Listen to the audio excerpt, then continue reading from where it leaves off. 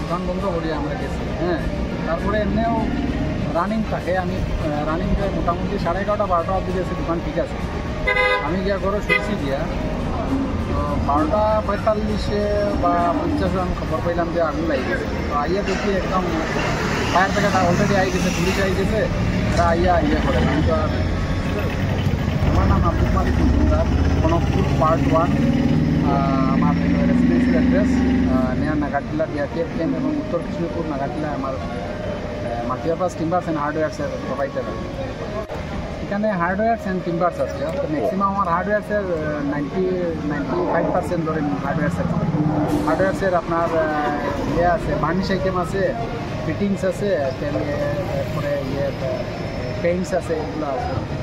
বাকি এমন কিছু হয়েছে না, সবচেয়ে বেশি আমার হার্ডওয়্যার্সের এবার ক্রোজ হইব পার্টির সাফল্য দিয়ে আমার কোপারেশন করালেই হইনি। আমার তো ম্যাক্সিমাম আমার তো এটা তো আমি প্রপারলি হইতে পারি না। এটা শর্ট সার্কিট হইতে পারে বা কিরকম হইতে পারে। পুলিশে অলরেডি এফআইআর করছে, পুলিশ এটা করতে পারে। নমস্কার, নর্থ ইস্ট নিউজে আপনাদের সবাইকে স্বাগত জানিয়ে আমি সাথে রয়েছি মাম্পি।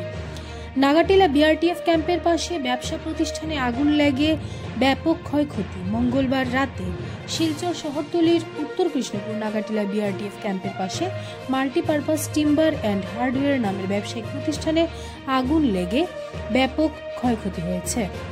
ওই ব্যবসায়িক প্রতিষ্ঠানের স্বত্বাধিকারী আব্দুল মালিক মজুমদার বুধবার সংবাদ মাধ্যমকে জানিয়েছেন, মঙ্গলবার রাত 7:30 নাগাদ ব্যবসায়িক প্রতিষ্ঠানটি বন্ধ করে নেন।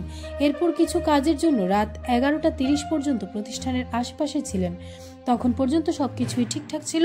পরে তিনি ঘরে চলে যান রাত আনুমানিক 12:45 নাগাদ। তার কাছে ফোন আসে তার ব্যবসায়িক প্রতিষ্ঠানে আগুন লেগেছে। তখন তিনি ঘটনাস্থলে এসে দেখেন স্থানীয়রা পুলিশ এবং দমকল বাহিনীকে ফোন করায় দমকল বাহিনীর বেশ কয়েকটি ইঞ্জিন এসে আগুন নিয়ন্ত্রণে আনার চেষ্টা করেছেন। ততক্ষণে তার ফার্নিচারের দোকানের কিছু সামগ্রী রক্ষা পেলেও হার্ডওয়্যারের দোকানে কোনো কিছু সামগ্রী রক্ষা করা যায়নি।